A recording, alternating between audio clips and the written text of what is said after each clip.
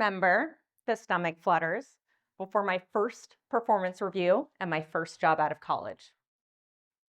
To say I was overeager to perform is an understatement. I was grinding.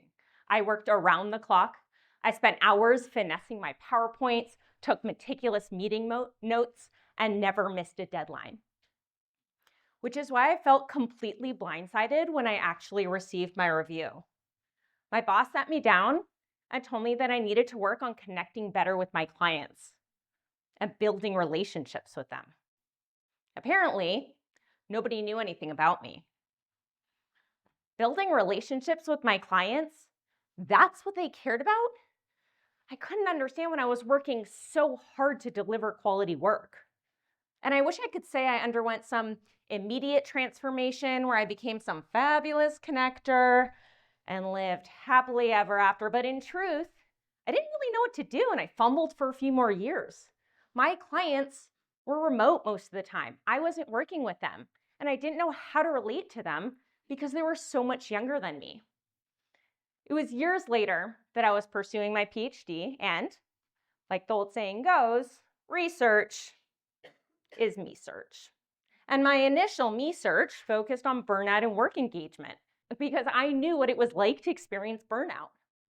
And what was surprising to me was that I always assumed that burnout was just the result of having too much work and feeling really depleted from too much work. But in fact, there's so many other factors that can play a role. And an important one was community and connection. People can be burnt out because they feel disrespected, unsupported, and disconnected from their colleagues. This stood out to me. I had always focused on work output and things that would produce actual revenue and quality work for a company. And this was conditioned by my years of schooling, where I was rewarded with good grades because I put in the effort and I worked hard. But in truth, work is full of real flesh and bone people who want to feel connected. And they do their best work when they feel like they're fully engaged, like their work truly matters, and like they're doing something bigger than just themselves. When the pandemic struck, as we all know, offices around the globe closed.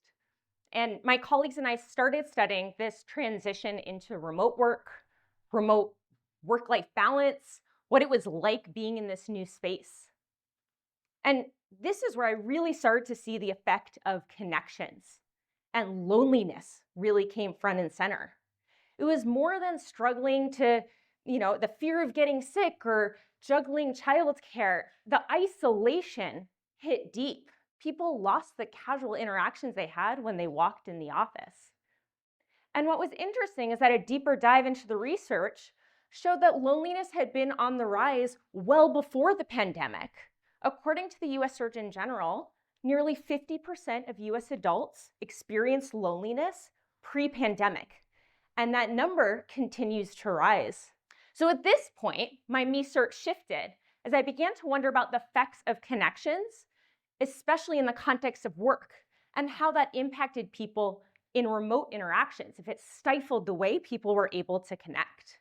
So for my dissertation, I focused on research initially spearheaded by Dr. Jane Dutton on high-quality connections at work. And to understand high-quality connections, I want you to think back on the last time you had a positive connection with someone. Doesn't matter how long it was, could have been a friend, colleague, someone you met for the first time, but you felt more open with them. You felt like you truly cared. You felt mutually connected. And when you left, you felt a little more energized and uplifted. And it didn't necessarily need to be a happy experience. It could have been about something difficult and raw, but you felt more bound together. That's a high quality connection. And I was curious about whether having higher quality connections throughout the day led to higher levels of engagement at the end of the day. And what I found was fascinating. Yes, it did lead to higher levels of engagement, but it didn't matter how many interactions you had or how long you spent in those interactions. So if you spent your entire day having high quality interactions with different people, or just one high quality connection with one person, you still tended to feel more engaged. I was also curious about the way that people were interacting. I wanted to know if you needed to be in person, face to face, in order to have these deep, meaningful connections, because previous researchers suggest that you do need to be in person in order to have those deep connections. So I asked people how they interacted. Were you in person and face to face? Were you video conferencing with the camera on? Or were you chatting through audio? And audio could be a phone call, it could be video conferencing with the camera off. And what I found was that there was no difference between in-person connections and video conferencing with the camera on.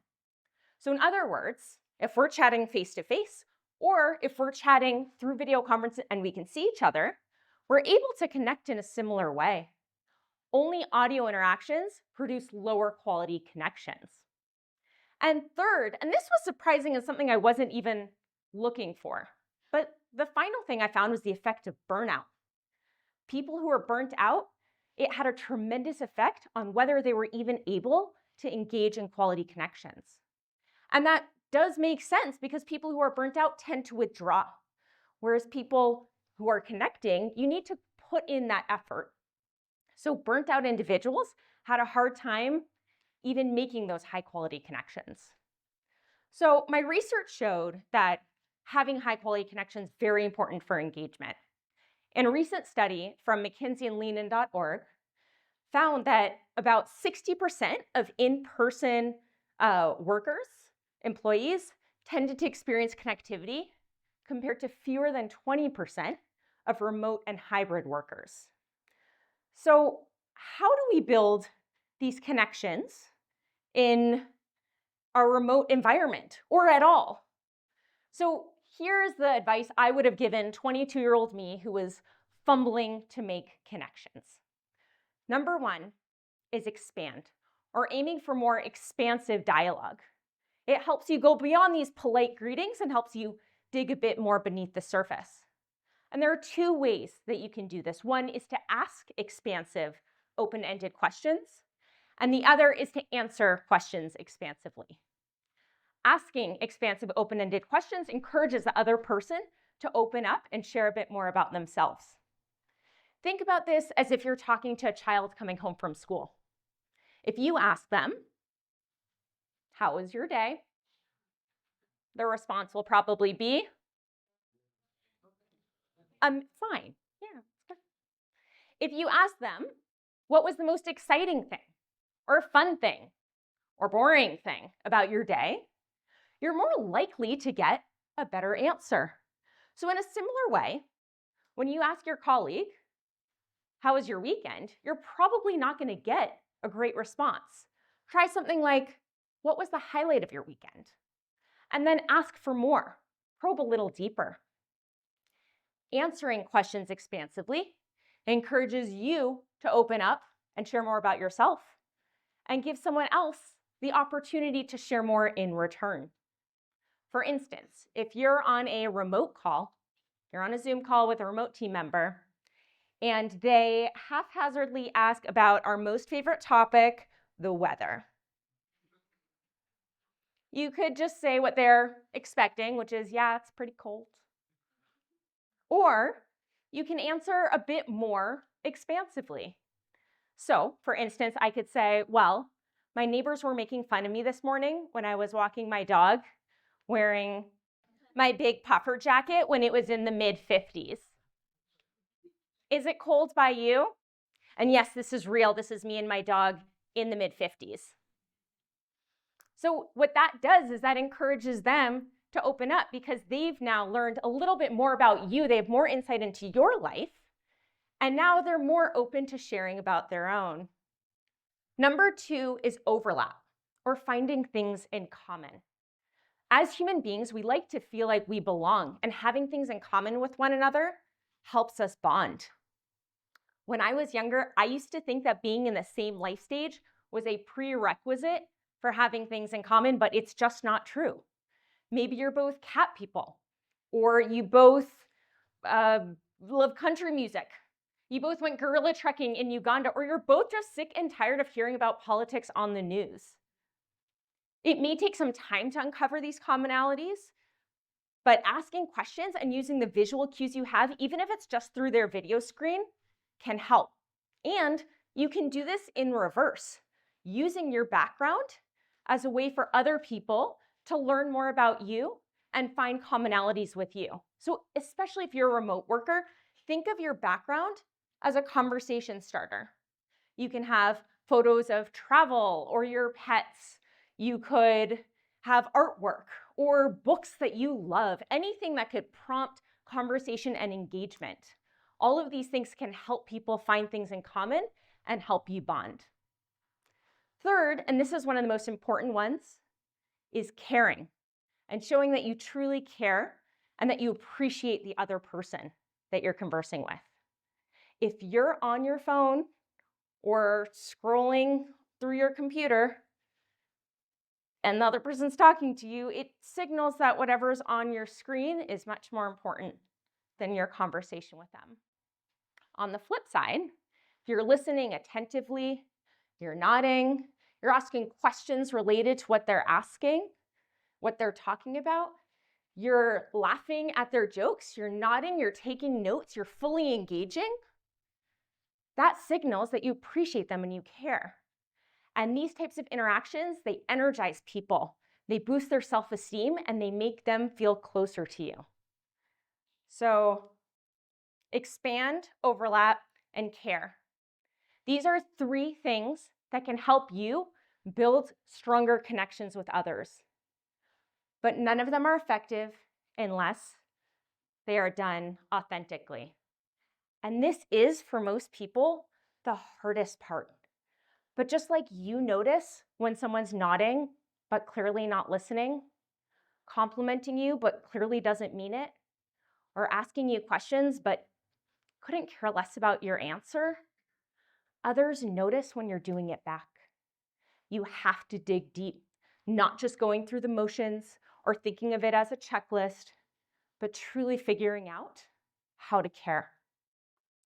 Leaders have an additional responsibility. They set the tone. So if they signal that they don't care about connecting with others, their employees are likely to follow. On the other hand, if they expand, overlap, and care in an authentic way, that shows that it's important for their team members to follow as well. Leaders that have remote team members have an additional responsibility because their employees don't have those casual chats when they walk in the office or lunches where they happen to chit-chat with people. Leaders need to have a better pulse on their team and be more intentional about setting up time for people to connect. Yes, having video conferences with the camera on is a great first step, but it's not enough. You really need to build in time to connect. That could mean holding a few minutes in the beginning of meetings to chit-chat or to ask questions to learn more. It could mean having virtual lunches with people, either with the leader and other team members or team members amongst themselves. Employing some kind of employee listening strategy could help you understand what your employees are truly feeling. Are they burnt out? Do they feel valued? Do they feel heard?